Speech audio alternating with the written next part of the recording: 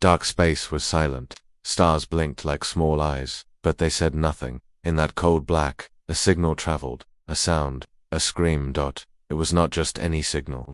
It was a voice mixed with fire, human voices, crying and shouting, bombs exploding, sirens, and then a child crying, cut off by silence. The signal traveled for hundreds of years, and then it reached them, a powerful alien race, living in a silver world around a red giant star.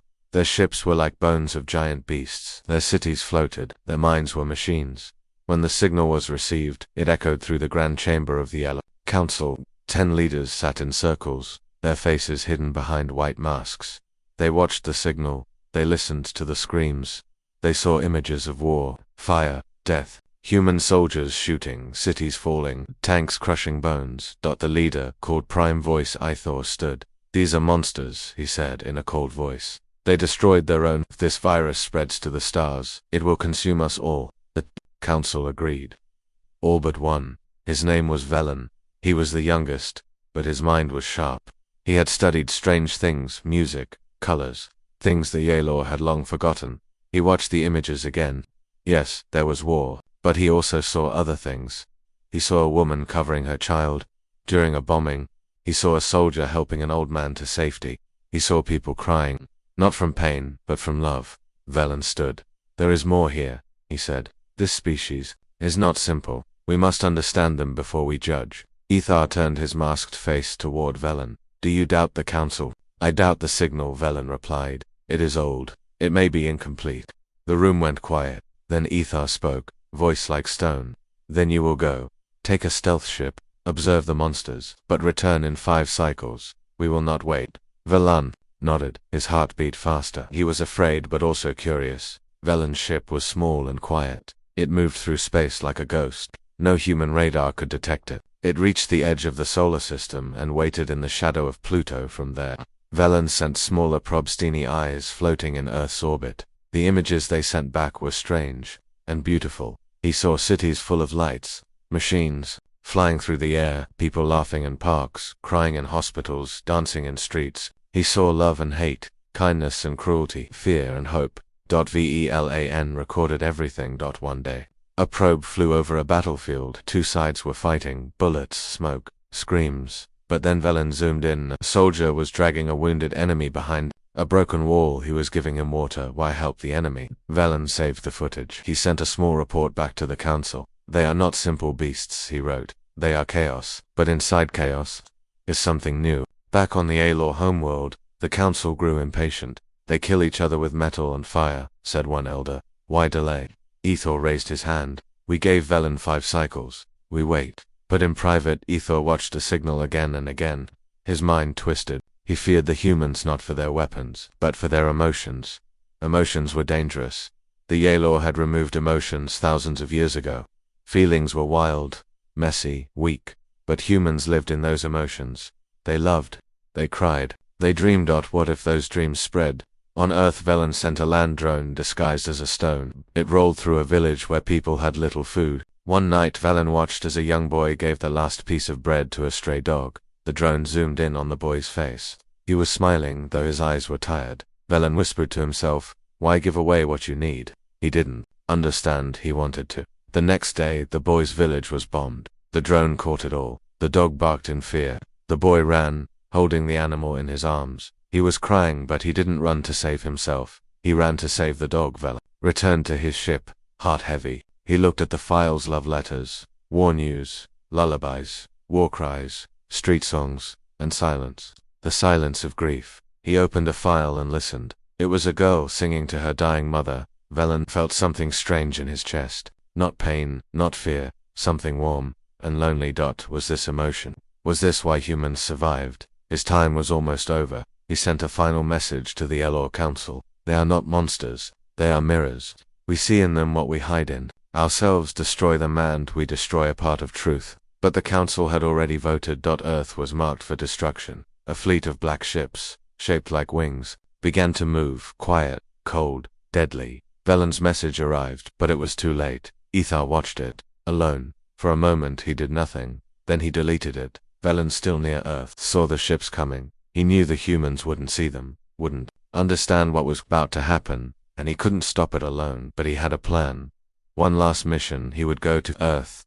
He would let them see him, and maybe, just maybe, they would show the universe what they truly were. The yellow fleet was coming. Dozens of ships, black as death, moving in silence. Their engines made no sound. Their weapons left no smoke. But each one could destroy a continent. Velen watched them from his ship near the moon. His face was calm, but inside, he felt fear. Not for himself, but for Earth. The humans didn't know what was coming. They couldn't see the ships, they had no warning, no defense. Velen opened his communication panel. He sent a final message to the Yalor Council. You will regret this. You see monsters, but I have seen something else. I saw them choose kindness in pain. I saw them give love in fear. That is not weakness, that is strength. The council did not reply. Far below, on Earth, life continued.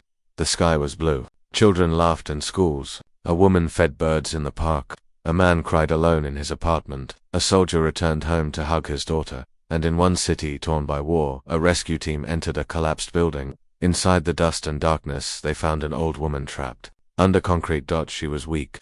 Her breath was slow. The rescue worker tried to lift the stone, but it was too heavy. I won't make it, the woman said. Save someone else. No, the rescuer replied. No one gets left behind. Velen saw all this through a small stealth drone floating high in Earth's sky. His machine had no weapons, only cameras. And what it saw broke something inside him. The rescuer worked for hours, hands bleeding, back breaking. Others came to help. They cried, they shouted, and finally they pulled her free. She looked up at the sky and whispered, "Thank you." Velen stared at the screen. His voice was quiet. They're not monsters, but something else was watching too. The prime war vessel of the Yalor fleet had reached Mars orbit. From there, it sent out warning pulses, scans, tests, preparing for the first strike. Their plan was simple: destroy major human cities, take samples of the species, erase all traces. Cold, fast, final. Back on Earth, a boy named Sami looked up at the sky. He was 12 years old and lived in a village near the sea. His father was a fisherman. His mother taught him poems. Sami liked to sit on the roof at night and watch the stars. He thought they were fireflies, stuck to a black ceiling. But tonight, something changed. One of the stars moved. Fast. Too fast. It blinked red, then vanished. Sami ran to his mother. I saw something in the sky. She smiled. A shooting star. Maybe, make a wish. But Sami was not smiling. That star was watching us, he whispered. High above, Velen realized he had to act now. He couldn't stop the invasion, but he could slow it, delay it. He sent a secret command to one of his drones, a special one. It was made to mimic human satellites. He placed it over a city where humans were preparing for war. Tanks rolled, soldiers trained, planes flew overhead. But the drone did not look at the weapons. It zoomed in on a woman. She was painting a wall that had been destroyed in a bombing. A child helped her. Together they drew trees, birds, and a blue sky. On broken bricks, they painted hope. Velan streamed the image to the Yalor fleet. They had never seen art. On the main warship, the screen blinked. Yalor commanders stared. What is this? One asked. It is useless, another said. It serves no function. But one soldier, young like Velen, looked longer. I feel something. They paused. Then the commander erased the video. Begin targeting. Velen opened his ship's hidden pod. Inside was a special message device. Old tech. It could only be used once. A warning beacon. He connected it to a human communication system, a TV satellite. Then he sent one message across every human screen, phone, and radio. You are not alone. You are being watched. Prepare.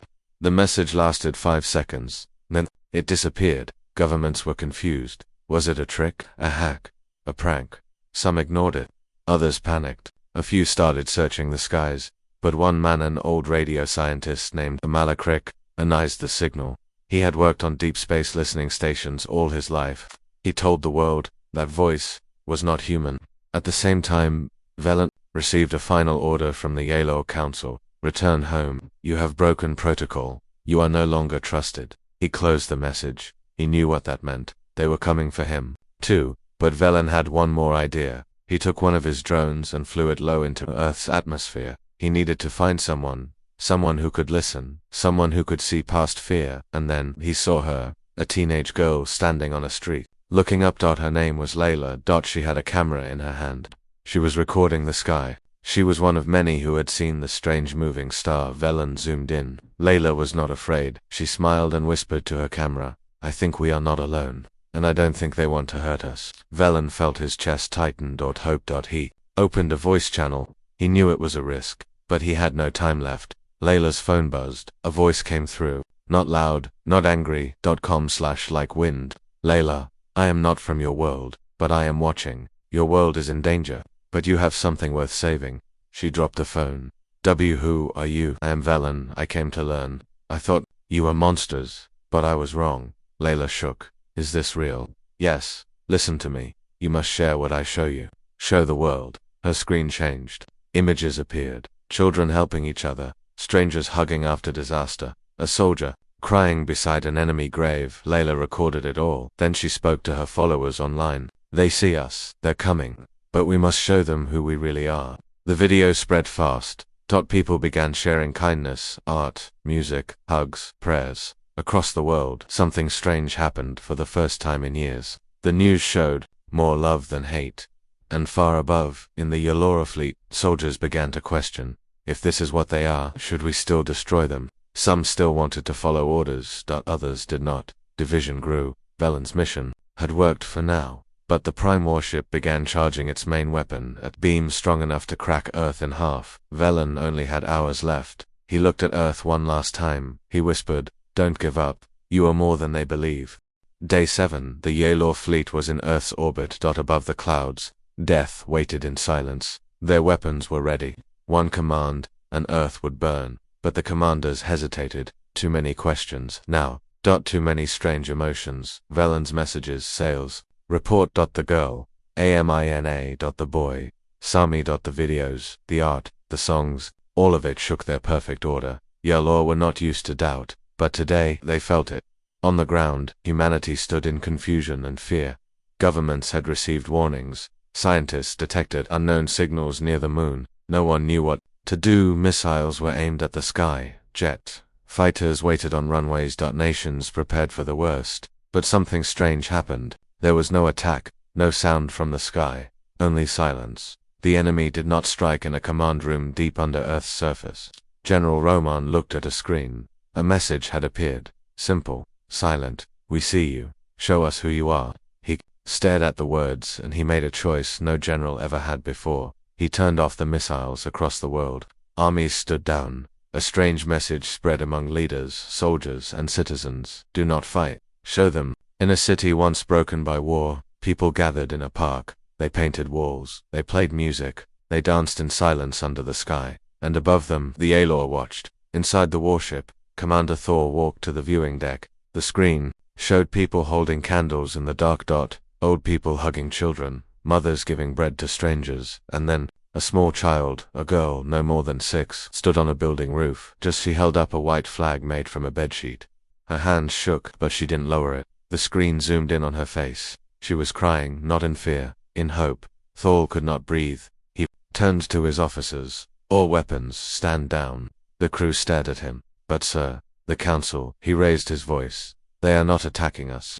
They are welcoming us." Back at Elor High Council, Prime Voice Ethor received the news. "Commander Thor has refused the strike. He has broken protocol. Send a replacement," Ethor said. "The order must be carried out." But now, even some council members hesitated. One voice spoke up. "What if Thor is right?" Another added, "What if we're wrong?" The vote was no longer one-sided. Velan watched from his hidden chip. His heart beat fast. It was working. He sent one last message to the A fleet. "They fight wars, yes, but so did we. They hurt each other, so did we. But they also create, share, love. What they are, is what we forgot." Then it happened. A rogue ship, one not under Thor's control, broke formation. Its captain believed the humans were lying. He aimed at a major city, charged the cannon, prepared to fire. The world held its breath, and then boom, a Yalor ship fired. At its own, Commander Thor had ordered the rogue ship destroyed. It exploded in orbit. One spark in the sky. That spark saved millions. On Earth, people didn't know what had just happened, but then ships began to appear, not with fire, but with light. The Yalor uncloaked their vessels. They hovered silently over cities. No weapons raised, no threats given, just presence. Like a question. "Will you trust us now?" In every city, people stood still. Some fell to their knees, some cried, some reached out to the sky. In one village, Layla pointed her camera up. They called us monsters, she whispered, but maybe we're something more. In the clouds above, Thor spoke to Velen. You were right. Velen replied, no, they were right. We just never listened before. And far away, on the Yalor homeworld, Prime Voice, Ethor watched his empire slip. He turned off his screen. But something strange happened, he cried. For the first time in 1,000 years. He cried, that day, no war began. That day, no bombs fell. That day, no armies marched. That day, a girl with a bedsheet flag became the reason two worlds paused. And a war that was planned for centuries never happened. The warships were ready. Above Earth, the Yalor fleet floated like a dark cloud, cold, still, waiting for the command to strike. Inside the prime warship, Commander Thor stood in silence. His eyes were fixed on the weapon's energy count. 97%. Charged. Final check complete, said the ship's AI, awaiting confirmation to fire. But Thor hesitated. Velen's warning was still in his mind. The videos, the music, the laughter of human children, the strange feeling in his chest, what humans called doubt, yet orders were orders. Still, one voice kept ringing inside him. We called them monsters, but they are mirrors. Velen's voice, while the Yalor prepared for destruction far below on Earth. A small village near the mountain was quiet. The air was thin, the streets were dusty. And in a small wooden house, a girl named Amina sat beside her sick brother. She was 15, her brother, Kareem, was only 7. He had a fever, his breaths were short. Amina had no medicine left. No doctor nearby, no money to leave the village. All she could do was pray, and hope. But outside, something strange was happening. LOR scout ships, more damaged, and dying was falling through the sky. Its pilot, Sail, had been chasing Velen's drone without permission. He believed Velen was a traitor and wanted proof. But his ship was hit by Earth's magnetic field. It spun, crashed, and burned landing just outside Amina's village. Most people heard the explosion and ran away, but Amina didn't. She ran toward it. Smoke filled the trees. Amina stepped over broken branches and burning grass. She found the ship half buried, glowing, leaking black mist. She should have been afraid, but she heard something, a sound, a cry, not human. She walked closer. Inside the broken ship, Sail was trapped. His leg was crushed, he couldn't move, his mask was cracked, and his skin smooth and silver blue was bleeding strange light. He looked at Amina, she looked at him, silence. Then he raised a shaking hand. Amina took a step back but didn't run. She whispered, "Are you alive?" He didn't speak her language, but he understood her face. Not fear, not hate, just surprise, and something else. Care. And Emine didn't tell anyone. She waited until night, brought Kareem's old blanket, and returned to the ship. She dragged a piece of metal off Sail's body. He screamed. She covered his mouth gently. It's okay, I'm helping. He passed out. For 3 days Amina kept him hidden in the forest. She brought him water, bread, and leaves with special oil her grandmother used for cuts. He didn't eat at first. Then slowly, he accepted. And on the 4th day, he spoke one word in her language. Why? Amina looked at him. What do you mean, why help me? She smiled, tired. I don't know. Maybe because you looked lonely. On the 5th day, Velen's drone found the crash site. It zoomed in and saw something unbelievable. A human girl was wrapping a wounded Yalor in cloth, feeding him soup, talking to him like he was family. Velen recorded everything. He sent it to the fleet. Commander Thor watched the footage. Silence. The room was cold. He saw the girl smile. He had never seen a Yalor cry before. Then came a voice from behind. Commander. It was the war advisor. The weapon is fully charged. We are ready to fire. Thor turned slowly. And what will we destroy? Advisor. Cities, children, people who sing to dying strangers. They are dangerous. They are like us. Back on Earth, Amina sat beside Sail in the forest. He was healing slowly. Tonight he looked at the stars. He pointed up. My people there. Amina looked too. Will they come here? He nodded. She asked, will they hurt us? He stayed quiet, then whispered, I don't know. She placed her hand on his. Then you must tell them who we really are. That night, Sail turned on his broken signal unit. He used old codes. He sent one short message to the Yalor fleet. Human saved me. I cried. She smiled. I believe Velen. The message reached a prime warship. Some soldiers laughed, but others grew quiet. Even Commander Thor. He opened a secret line to the council. Prime voice Ethor, he said, I request a delay in attack. Why? Asked the cold voice. We have touched them and they touched back. They are emotional, weak, unstable. But so were we. Long ago. Are you questioning your orders? Commander Thor closed his eyes. Yes, Ethor ended the call. And sent a new order. If Commander Thor does not fire in one cycle, consider him a traitor. Replace him. Begin attack. Velen intercepted the message. Time was running out. He sent one final transmission to every human device that could receive a signal. It showed only one thing. Amina helping Sal. No words, just the moment. The video spread across Earth in hours. People who feared aliens now cried. People who wanted war paused. Amina's face became a symbol, a single truth. We are not monsters. We are something else. On the sixth day, Sale stood on weak legs. Amina handed him his helmet. Will you go now? He nodded. But I will return, he said softly. Help? No, he said. To protect. In space, a war was about to begin. But something had changed. The monsters had names and hearts.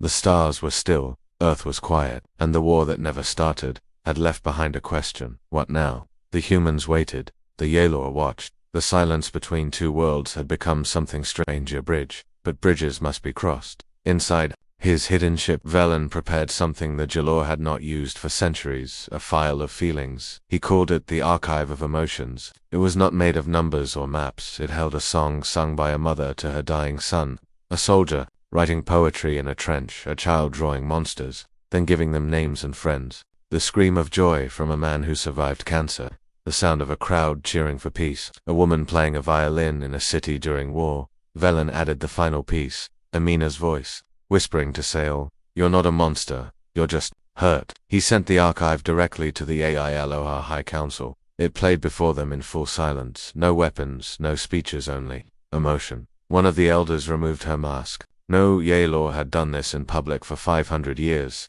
She spoke softly. I had forgotten what it felt like to feel. But not all council members agreed. Prime voice Ethor stood. Feelings destroy logic. That is why we erased them. That is why we survived. He turned to the others. We are not here to admire them. We are here to decide if they are safe. On Earth, the skies had become strange. The black Yalor ships floated quietly over oceans and cities. Some people feared them. Others welcomed them. Some prayed, some danced, some sang, and many simply waited. In a desert city, a human boy named Raffi sent a message to the stars. If you're still watching, thank you for not killing us. Velen received it. He smiled. For the first time in his life, he felt peace. But the Yalor fleet was not united. Some soldiers wanted to leave Earth alone. Others believed humans were too emotional, too wild, too dangerous. A secret group called the Purity Circle began to plan. They believed Earth should still be destroyed to stop its emotional infection from spreading.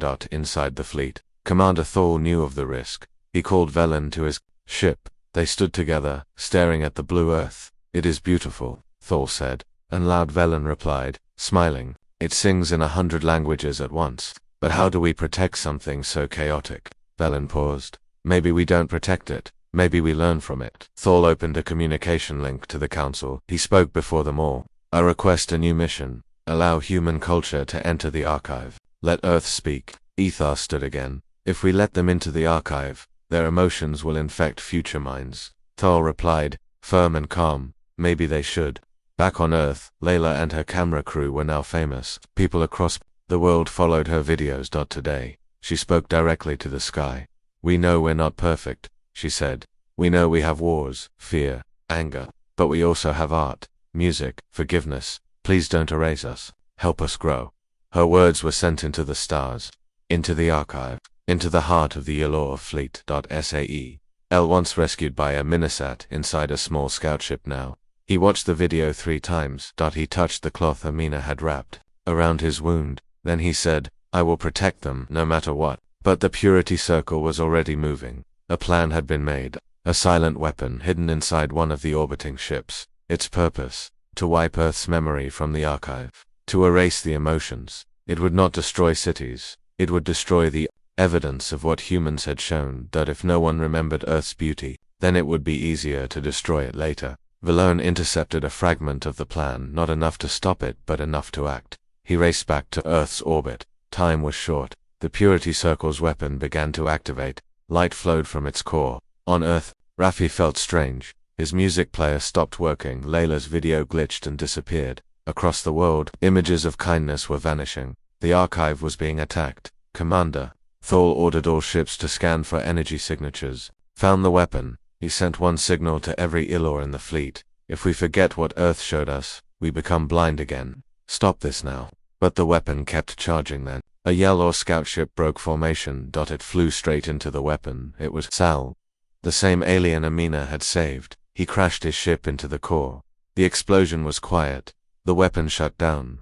Sail was gone. The archive was safe. Earth's emotions were safe. The council sat in silence. Finally, one elder said, "A human saved him. He saved us. I vote to protect the archive." The vote passed, 6-4. Ethor left the chamber quietly. No words, no farewell. That night, Velen added the last piece to the archive, Amina lighting a candle for Sail.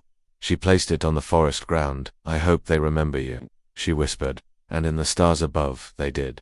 The Yalor began to feel again. Earth was no longer just a blue planet in a quiet corner of space. It had become something more. A mirror. A challenge. A question to every advanced race that had forgotten how to feel. And because of that, Earth was now dangerous. On the homeworld, the mood had changed. The archive of emotions had been saved. The vote had passed to protect Earth. But not everyone accepted the decision. Whispers moved through halls of power like smoke. This is weakness. This is infection. They must be lying. And in the shadows, they chose someone, a human, captured during a secret Yalor ground scan. They brought him to the council. They called him the monster. His name was Elias Run. He was 34 years old. Born in a refugee camp, fought in 2 human wars, spent the rest of his life trying to stop the next one. When they took him from Earth, he didn't fight, he didn't scream. He simply asked, "Will I be able to speak?" They allowed it. The trial chamber was large and cold. Elias stood alone. 10-mast Elor watched him. The galaxy watched too. A message had gone out to thousands of worlds.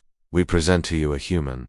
One of the monsters. Let him speak for his kind." The room was silent. Elias looked at them. His eyes were tired, but clear. He said, "Only one thing. We fear ourselves more than you ever could." The council didn't understand. They asked him to explain. He nodded. He began slowly. "I grew up in tents, under skies filled with drones. I lost my father to a war he didn't start. I picked up a weapon when I was 14. I dropped it when I was 17. I saw what it did to a child. I've seen hate, I've lived it. But then I saw something else, a soldier carrying his enemy to safety, a woman feeding orphans of another religion, a boy sharing food with the same soldier who shot his father. We are monsters, we are saints, we are everything between."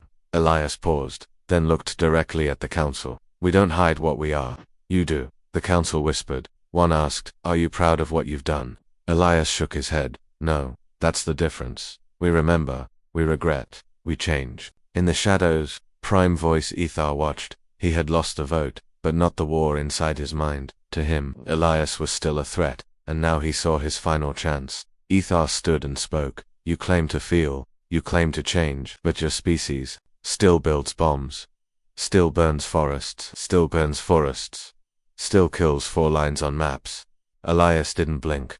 "You're right, but so do others. Some even hide it better than we do." He looked around the room. "You came to erase us, but we showed you our pain, and you didn't run, you listened." A message flashed on the chamber wall. Live-7.3 billion viewers across 91 WOL. The galaxy was watching. Elias turned to the screen. "This is who we are." He raised his hand. A hologram appeared. It showed a girl holding a dying bird, an artist painting in ruins, a father and son planting trees on a battlefield. These are not monsters. These are memories. These are warnings and hopes. One Yalor elder removed her mask and whispered, "Maybe monsters are those who feel nothing." A vote was called, not just by the council but across the galaxy. 1,000,000 voices cast their answers. Should Earth be trusted with the truth? The vote came in, yes, -87%. Velen watched the result. He closed his eyes. He remembered Sail. He remembered Amina. He remembered why he came. And Elias, he was returned to Earth, not as a prisoner, but as a bridge.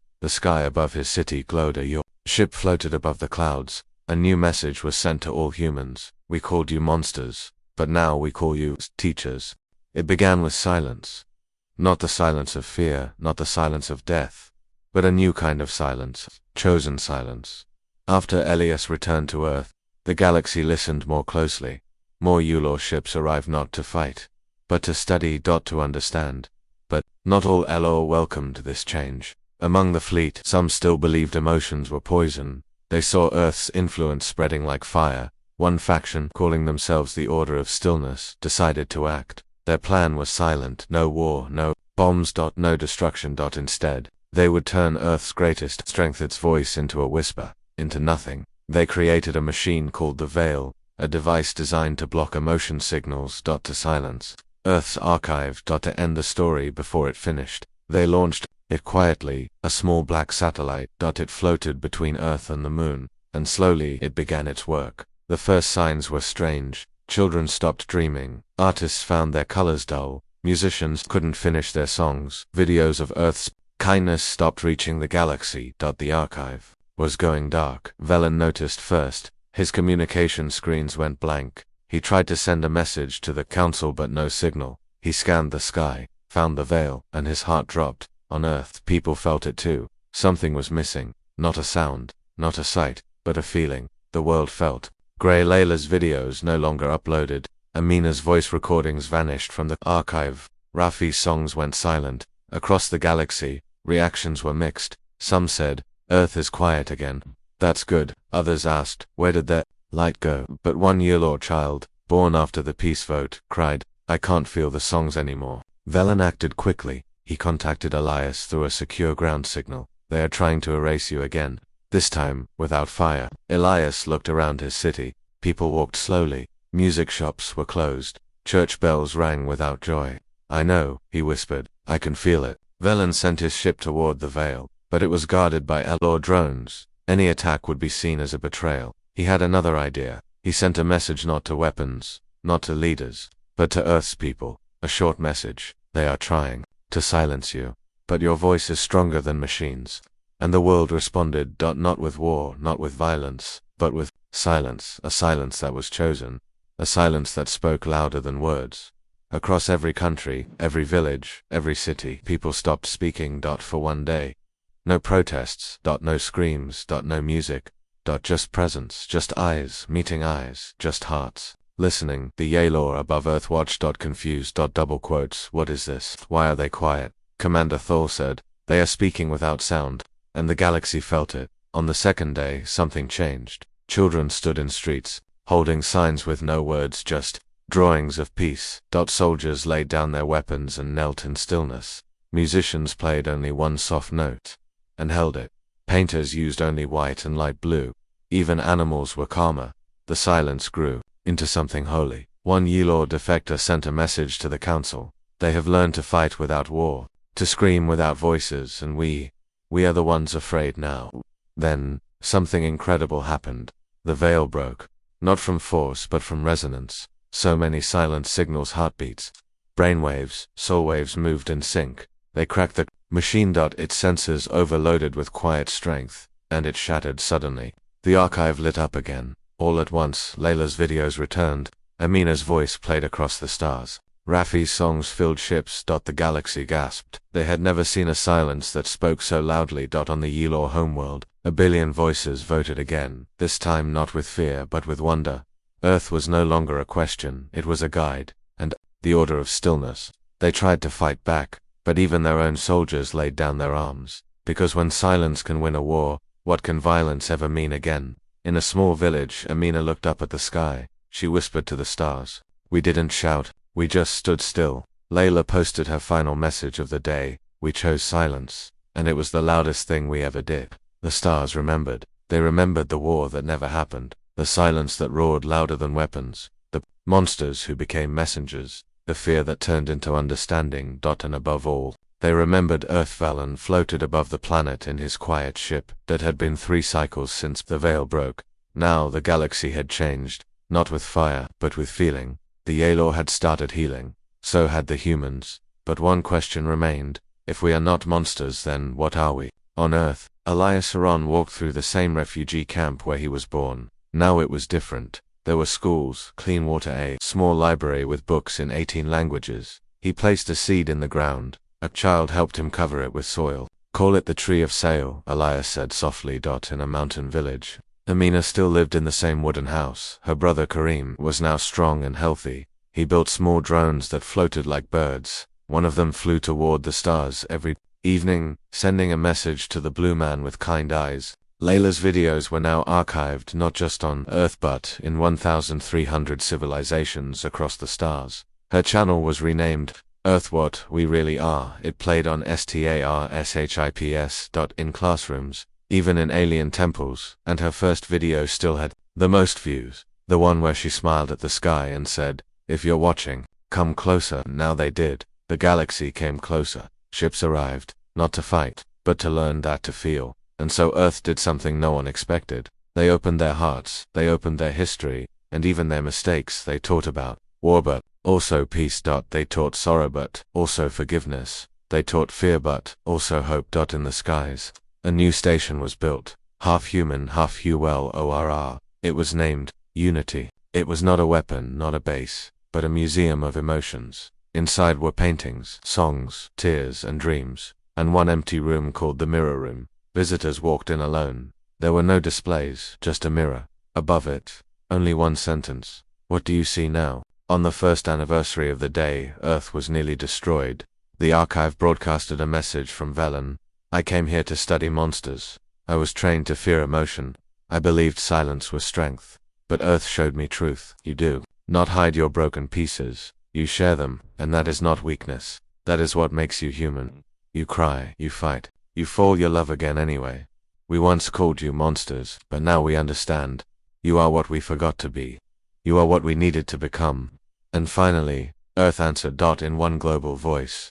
Across every screen, every station, every ship, message appeared, not from one person, but from many. Children, mothers, artists, scientists, soldiers, asterisk. We're not perfect. We still make mistakes, but we try, we hope, we feel, we keep going. We are not monsters, we are not gods, we are not machines. We are what we are. And what we really are is human. Far away, in the deepest parts of space. New species saw Earth for the first time.